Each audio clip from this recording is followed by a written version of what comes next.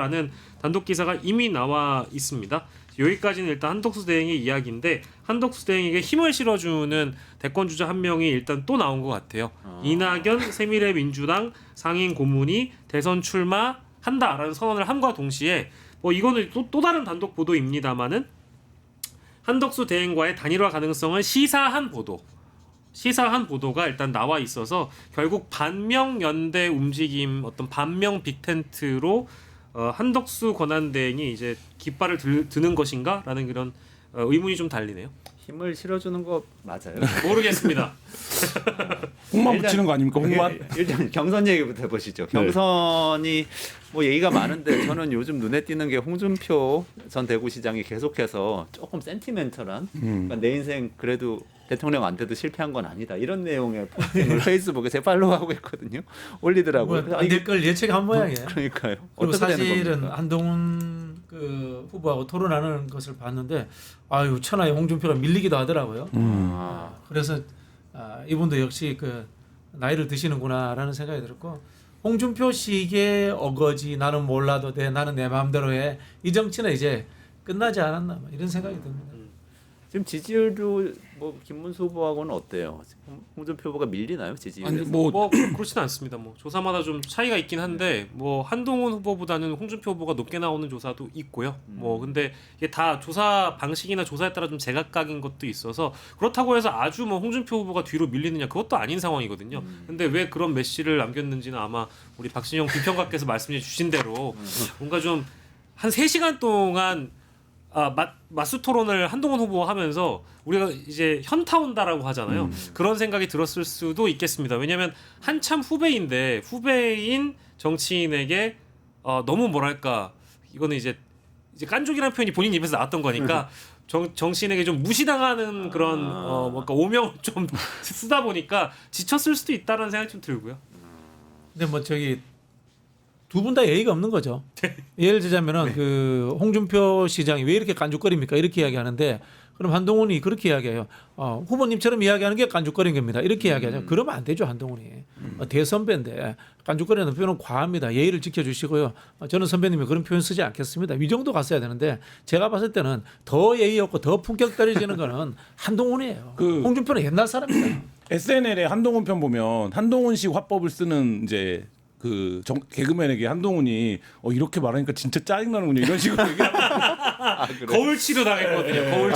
거울 치료. 그래서 저 보면서 진짜 웃었는데 간만에 그러니까 그거를 이번에 무슨 이제 톤 앤 매너에 대한 교정도 받았다는 거 아닙니까? 그러니까 그런 방식으로 대중 정치인이 이제 그런 방식으로 말하면 안 되니까. 근데 이게 이제 말하면 사람이 급해지면 그 모습이 그대로 나온 것 같고 저는 홍 후보 같은 경우에는 뭐 그런 면이 있겠습니다만 현타 오고 이제 이런 면이 있겠습니다만 두 가지라고 보는데 하나는 지금 캠프 내에서도 계속 흘러나오는 얘기 중에 하나가 대선에 떨어지면 당권을 잡는 거냐 이 부분이거든요. 그러니까 사실 홍 후보 입장에서는 그 부분에 대한 어떤 선택과 판단이 굉장히 중요한 거죠. 그러니까 예를 들면 현역 의원들 같은 경우는 어떤 의원들 같은 경우는 홍준표 후보가 당권을 잡으면 우수 날아가는 거 아니냐 이런 공포나 두려움을 갖고 있는 사람도 있고 또 반대쪽에서는 내가 이렇게 도와주면 나를 좀 해줘야 되는 거 아니냐 뭐 이런 요구도 있을 거란 말이죠. 그러니까 거기서 지금 있는 사람들 보면 한동훈 후보는 당연히 떨어져도 정치를 계속 하겠죠. 근데 홍준표, 김문수 그리고 안철수는 당권을 잡을 것 같지는 않잖아요. 지금 국민의힘 내부 사정을 봤을 때 그러면 이제 그 부분에서 홍준표 후보가 여러 가지 생각을 비치고 있는 게 아닌가 이런 생각 듭니다. 지금 우리 29일까지는 어쨌든 둘로 좁혀지는데 반탄파, 찬탄파 한 명씩 되는 거예요. 그럼 한동훈과 이제 홍준표 아니면 김문수 이렇게 지금 구도가 되는 겁니까? 잘 모르겠어요. 한동훈은 2등으로 올라갈 것 같아요. 2등으로. 그러니까 1등이 누가 될지 김문수가 될지 홍준표가 될지 감히 짐작을 못하겠습니다. 제가 2시간 전에는 김문수라 그랬는데 지금은 또 생각이 바뀌어서 홍준표가 될 것 같아요. 저희 방송에서는 저번에 한번 홍준표가 될 것 같다고 굉장히 이제 기본 실력이 전망을 홍준표가 어쨌든 이제 다른 후보들보다 낫거든요. 근데 노쇠했어요. 그 한동훈을 제압하질 못하더라고요. 네. 그렇다고 해서 김문수 후보랑 같이 한동훈 후보가 결선에 올라간다고 해가지고 김문수 후보가 토론으로 한동훈 후보를 제압할 수 있는 것은 아닌데 이 당원의 구성들이나 실제 이 보수 정당의 흐름과 정서가 있지 않겠습니까? 네. 한동훈 후보에게 표를 던질 분들은 많이 안 계실 것 같다는 생각이 좀 들어서 만약에 홍준표는 김문수든 결선에 올라간다고 하더라도 한동훈 후보가 과연 이번에 되진 본선 않을 것 후보가 될 가능성이 높으냐라고 물으신다면 그거는 불가능할 것 같다. 일단 뭐 2차 경선에서 과반은 안 나올 것 같. 예, 거의 그런 예측하는 의견이 분들은 많은 드문 것 것 같죠. 같아요. 세 사람 비슷하게 나오는 것 같아요. 김문수, 홍준표, 한동훈. 근데 저는 뭐 그 셋이 비슷하게 나오는데 20% 후반 정도 나오는 거 아닙니까? 20% 후반에서 30% 초반 엎치락뒤칠. 저는 그래도 홍김이 올라가지 않을까 싶습니다. 아, 홍준표, 네. 김문수도. 네. 네. 아 그래요? 그러니까 이게 지금 국민의힘이 지금 돌아가는 모양새로 보면 그게 사실 맞아요. 탄핵 찬성파가 네. 전혀 탄핵 결선을 못 알아. 찬성파가 60을 점하고 있는 거 아닙니까? 네. 60%를 그렇기 때문에 탄핵 반대파가. 예, 있지. 예. 네네. 그렇기 때문에 그 구도로 가는 게 맞고 박빙 3위를 하지 않을까라는 생각을 해봅니다. 그래요. 저는 탄핵 찬성파가 저당에 있는 것도 모렴치한 행동이라고 봐요. 나와야 돼요. 어떻게 아, 내란하고 탄핵을 그렇죠. 유발한 사실 대통령을 그래요. 지지하는 사람도 같이 정치하겠다고 생각을 해요.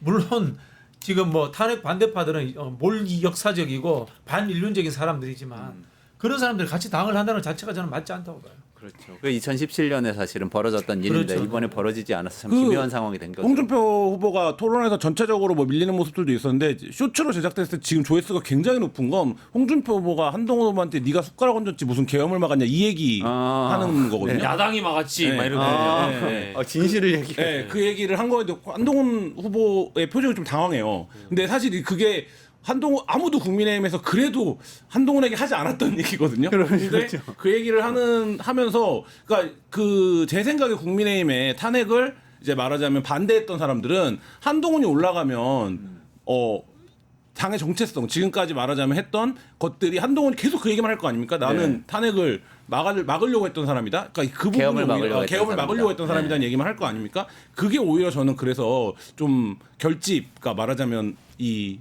한동훈 후보를 올라가면 안 되겠다고 생각하는 사람들 결집을 부르지 않을까 생각이 될 들더라고요. 것이다. 근데 이러거나 저러거나 이게 마이너리그라고 보는 분들이 또 이제 요새 많아지는 것 같은데 한덕수 대행 출마를 이제 한다는 거죠? 그렇게 보도가 나오는 것 같은데요. 네, 그러니까 지금 이게 이제 지난주에 저희가 다뤄봤던 소식은 국민의힘에 입당해가지고 단일화를 한다 이제 이런 보도가 나왔었는데 그 보도는 일단 지금 뭐 사실이 아닌 것으로 되어가는 단계입니다. 그러니까 5월 1일에 무소속 출마 이제 보도가 일단 나온 상황이고 일단 요거에 대한 조짐을 알 수 있는 것은 손영택 총리 비서실장이 권한대행에 앞서 사표를 지금 던진 상황이니까 차후를 준비하고 있다라는 시그널로 일단 읽혀지고요. 4월 30일에 그만두겠다 이제 이런 얘기가 나왔었는데 미국에서 이제 해군 장관 이분이 뭐 아무튼 방한을 한다고 합니다. 그래서 그 분까지는 만나고 그 이후에 이제 어쨌든 사표를 던지는 방식으로 무소속 출마 가능성이 높아지고 있는 것 같고요. 무소속으로 뛴다고 하더라도 분명히 지금 한계는 있습니다. 저희가 이 시간에 많이 다뤄봤습니다만 실제 무소속으로 뛴다고 하면 본인 자비가 들어가는 뭐 비용이 네네. 많이 들어간다라는 게 첫 번째가 있고 두 번째로는 실제 무소속 캠프가 언론 검증을 대응하는 그 역량 자체가 많이 떨어지는 것도 사실이거든요. 네. 아무리 훌륭한 분들이 온다라고 하더라도 기존에 있는 정당 내 질서에 편입되는 것과 무소속으로 뛰는 것은 좀 그렇죠. 다른 문제라서 과연 그 검증을 무소속으로서 견뎌낼 수 있는 건 또 다른 문제이고요. 지금 또 들리는 보도에 따르면 헌정 회장인 정대택 회장과 한덕수 후보 간의 정대철. 정대철 예 네. 정대철 회장과의 어떤 연대 가능성 그 연대 가능성은 첫 번째가 개헌 두 번째가 반명 이런 이제 두 가지의 키워드로 묶일 수 있지 않느냐 이제 이런 보도들까지도 함께 이제 봐야 될 것 같습니다.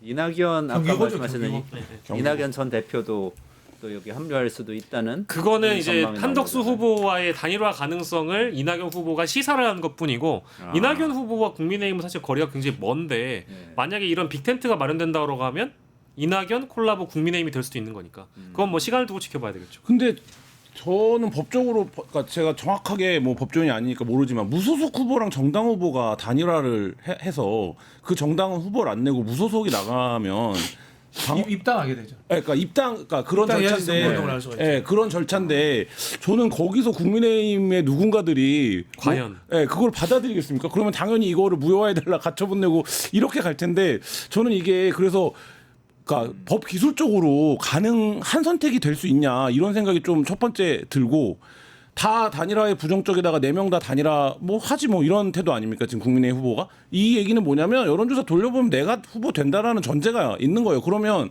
한덕수 권한대행이 5월 1일 날 뭐 출마 선언을 하든 나오든 제가 볼 때 한 반기문 그 총장이 누렸던 기간보다도 더 짧을 수 있다. 실제 불리는 기간은. 그때 20일 버텼습니다. 네, 근데 예. 제가 볼 때는 20일. 네. 지금 검증도 나오기만 해봐라 이런 분위기거든요. 그렇죠. 그러니까 그렇기 때문에 저는 쉽진 않다라는 열흘 뭐 이렇게 안에 결론이 날 텐데 국민의힘 누구도 내가 한덕수한테 진다라는 생각을 하는 후보는 없는 것 같다 이런 생각도 듭니다.